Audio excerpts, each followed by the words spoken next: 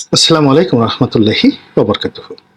সম্মানিত দর্শক, বাংলাদেশের সাবেক আইজি ডক্টর বেনজিরকে নিয়ে বেশ কয়েকদিন মিডিয়াতে তোলপাড় হলো। এখন আবার সবকিছু নিশ্চিম নীরব।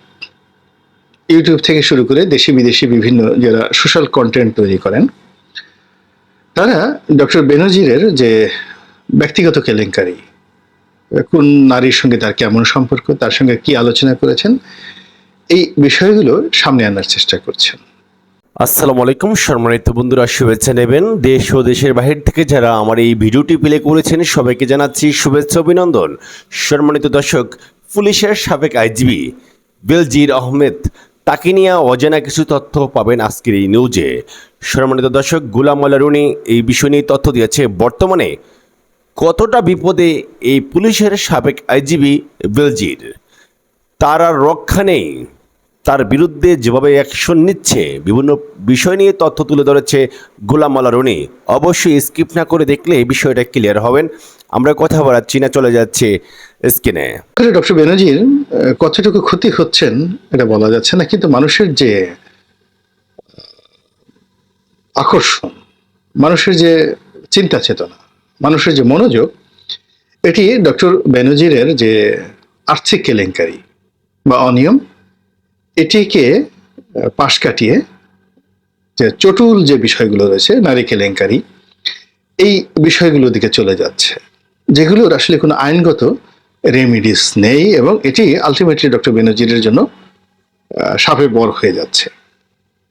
এর কারণ হলো যে সকল বিষয়গুলো বলা হচ্ছে, হয়তো পাবলিক জানছেন, পাবলিকের সঙ্গে তো ডক্টর বেনজিরের কি দরকার। অনেক পাবলিক দূর থেকে জানে যে তার এটা এটা আছে, আমরা তো অনেক লোককেই জানি, কিন্তু কার্যত যখন তার সামনাসামনি যাই, তার সঙ্গে কথা বলারও তো সুযোগ আমরা পাই না অনেকে। তো ডক্টর বেনজিরও তো সাবেক আইজি হিসেবে তিনি এমন একটা জায়গাতে রয়েছেন যেখানে আপনি জানেন যে তার জীবনে এই ইরেগুলারিটিস রয়েছে, কিন্তু আপনি তার সঙ্গে গিয়ে কথা বলতে পারবেন না। দ্বিতীয়ত, সাধারণত এই ধরনের সমস্যা যখন সৃষ্টি হয়, তখন পরিবারের মধ্যে ছেলে মেয়েদের সাথে একটা গন্ডগোল হয়, দাম্পত্য জীবন, পারিবারিক জীবন হ্যাম্পার্ড হয়। কিন্তু ডক্টর বেনজির বা ওনাদের মতো যারা লোকজন রয়েছেন, তারা ওয়েল টেস্টেড, তাদের কর্মকাণ্ডগুলো পরিবারের এবং আশেপাশের বন্ধু বান্ধব দীর্ঘদিন ধরেই জানেন, এবং এই ধরনের ঘটনা প্রকাশিত হওয়ার পর বরং আরো ডক্টর বেনজিরের চরিত্র ভালো হয়ে যাচ্ছে। কারণ হলো পরিবারের আশেপাশের লোকজন হয়তো চিন্তা করতো আরো বড় কিছু, আরো মন্দ কিছু, কিন্তু যখন এরকম ছোটখাটো বিষয়গুলো আসছে, তখন মনে হচ্ছে না, এরকম বড় বড় পদে থাকলে এরকম হতেই পারে। এরশাদ সাহেবকে নিয়ে এরকম কথাবার্তা হতো, রংপুরের লোকজন বলতো রাজা বাদশাহ তারা তো এরকম করবেই, রাজা বাদশাহ এরকম করবে না তো কারা করবে। এখন বাংলাদেশের আইজি আছেন, সচিব হয়েছেন, মন্ত্রী হয়েছেন, এমপি হয়েছেন, তা আপনার জীবনে এই জিনিসগুলো থাকবে, এগুলো বাংলাদেশের মানুষ মেনে নিয়েছে, একটু ছোটখাটো দুর্নীতি করবে। তো এই জিনিসগুলো যারা সোশ্যাল মাধ্যমে, সামাজিক মাধ্যমে এই বিষয়গুলো যারা ডক্টর বেনজিরের বিরুদ্ধে করছেন, আলটিমেটলি এগুলো ডক্টর বেনজিরকে তার যে মূল যে জায়গাটা, দুর্নীতি নিয়ে কালের কণ্ঠ যে অভিযোগ করেছে, সেখান থেকে তাকে রক্ষা করার রক্ষা কবচ হিসেবে কাজ করছে, অন্তত পাবলিক সেন্টিমেন্টের ক্ষেত্রে। Number one. নাম্বার টু হলো যে তার বিরুদ্ধে দুর্নীতি দমন কমিশন যে তদন্ত করছে, তাকে নোটিশ দেওয়া হয়েছে, সাক্ষাৎকার নেওয়া হবে, কিন্তু আলটিমেটলি এটার কোনো ফলাফল আদৌ হবে কিনা। বাংলাদেশের যে প্রেক্ষাপট, সেই প্রেক্ষাপটে সবারই আশঙ্কা যে কিছুই হবে না। এর কারণ হলো ডক্টর বেনজির যেটি করেছেন সেটি হলো তিনি অর্থ উপার্জন করেছেন।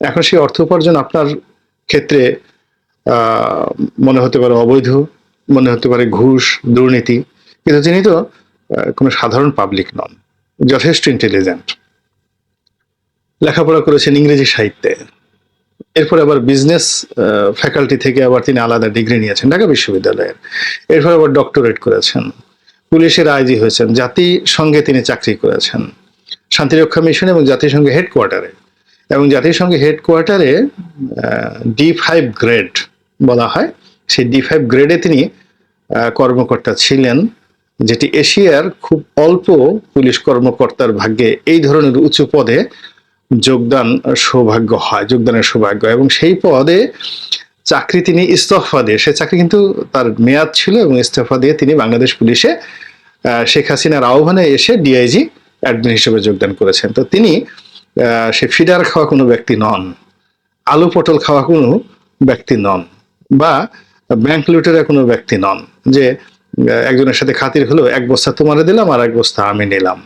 তো এরকম ভাগাভাগি করার কোনো কাজ ডক্টর বেনজির কখনোই তাকে করতে হয়নি। তিনি যা কিছু করেছেন, অর্জন করেছেন মেধা যোগ্যতা দ্বারা, কৌশল দ্বারা, বুদ্ধি দ্বারা, সাহস দ্বারা এবং পরিবেশ প্রতিবেশ দ্বারা।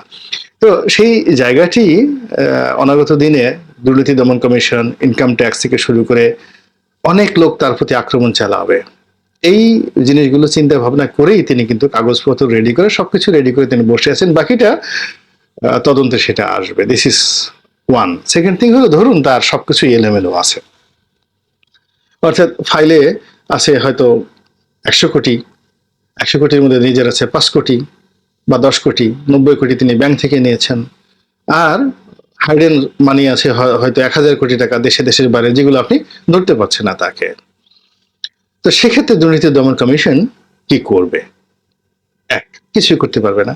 মধ্যখানে হোয়াইট ওয়াশ হয়ে যাবে, সে নির্দোষ, নিরপেক্ষ এবং অনেক পরিশ্রম করে তিনি এই কাজ করেছেন, এরকম একটা সার্টিফিকেট চলে আসবে যে পুলিশে থেকে নিজের স্ত্রী সন্তানদেরকে দিয়ে, শালাকে দিয়ে, শাশুড়িকে দিয়ে তিনি যে কষ্ট করে ব্যবসা করেছেন, ব্যাংক লোন নিয়েছেন, দেশের উন্নয়নের জন্য তিনি একটি খামার তৈরি করেছেন, এটার জন্য তো তার পুরস্কৃত হওয়া উচিত। সমালোচিত কেন হবেন? কালের কণ্ঠ যে কাজটা করেছে খুবই জঘন্য প্রকৃতির কাজ, এবং কালের কণ্ঠের বিরুদ্ধে ডক্টর বেনজির সিভিল মামলা করলেন 1000 কোটি টাকার, আর ক্রিমিনাল কেস করলেন উল্টো বসুন্ধরার মালিকদেরকে। তিনি ইচ্ছা করলে এখন কোর্টে তিনি দৌড় দেওয়াতে পারেন, তার কাছে সেই লিগ্যাল রাইট আছে এবং তিনি সেই জিনিসগুলো কাজগুলো করবেন। এই গেল একটা। থার্ডলি হলো যে তিনি যদি সত্যি দুর্নীতি করে থাকেন, তাহলে তিনি অন্য সবার মতো ফিডার বয় হিসেবে দুর্নীতি করেননি। তার শেল্টার ছিল, তার সার্টিফিকেশন ছিল, তার অ্যাসোসিয়েশন ছিল, তার সিন্ডিকেট ছিল, এবং এই সিন্ডিকেটটা যেন তেন সিন্ডিকেট নয়।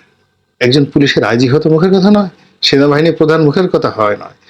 যখন জেনারেল আজিজ সেনাপ্রধান ছিলেন বা আইজি সাহেব, ইভেন উনি যখন মেট্রোপলিটন পুলিশ কমিশনার ছিলেন, ঠিক সেই সময় র্যাবের ডিজি ছিলেন, তার যে পার্সোনালিটি, তার যে ব্যক্তিত্ব, তার যে কর্তৃত্ব, সেই কর্তৃত্বের কাছে একজন মন্ত্রী পাশে মনে হতো চড়াই পাখির মতো, একজন এমপিকে মনে হতো তেলাপোকার মতো। এইভাবে ডক্টর বেনজির চলাফেরা করতেন। এখন সেই ডক্টর বেনজিরকে আপনি যেখানে একজন আব্দুল হাই বাচ্চু অখ্যাত পুরো বেসিক ব্যাংকে খেয়ে দিল 3000 কোটি, 5000 কোটি টাকা। আমরা তো আসলে জানি না, কেউ বলে 3000, কেউ বলে 5000 কোটি টাকা। এই ব্যাংকটিকে, পুরো একটা সরকারি ব্যাংকটিকে যে শেষ করে দিল। দুর্নীতি দমন কমিশন তো তাকে এখনো গ্রেপ্তার করতে পারেনি, মামলা হয়েছে, চার্জশিট হয়েছে, কিন্তু তার টিকিট স্পর্শ করতে পারেনি। সে বহালতবিত দেশের মধ্যে আছে, রাজার হালে আছে। এরপরে দেখেন শেয়ার মার্কেট থেকে যারা বিভিন্ন সময় সভাপতি হয়েছে, বিভিন্ন ব্যাংকের, সরকারি ব্যাংকের যারা চেয়ারম্যান হয়েছে, অনেক চেয়ারম্যানের বিরুদ্ধে দুর্নীতির অভিযোগ রয়েছে। যে সকল চেয়ারম্যান দেখা গেল ঢাকাতে 1012 স্কোয়ার ফিটের, বর্গ ফুটের একটা ভাড়া বাড়িতে থাকতেন, তারা 10,000 12,000 বর্গ ফুটের পেন্ট হাউসে ঢাকা শহরে মাত্র 3-4 বছর কোন একটা সরকারি ব্যাংকের চেয়ারম্যান ছিলেন, এর মধ্যে তারা এটা করেছেন। এবং সেখানে গিয়ে রীতিমতো বালাখানা, বুড়ো বুড়ো মানুষ, আমি জানি ব্যাংকে চেয়ারম্যান হয়েছেন, কিন্তু বুড়ো হয়ে গেছে, 70-75 বছর বয়স।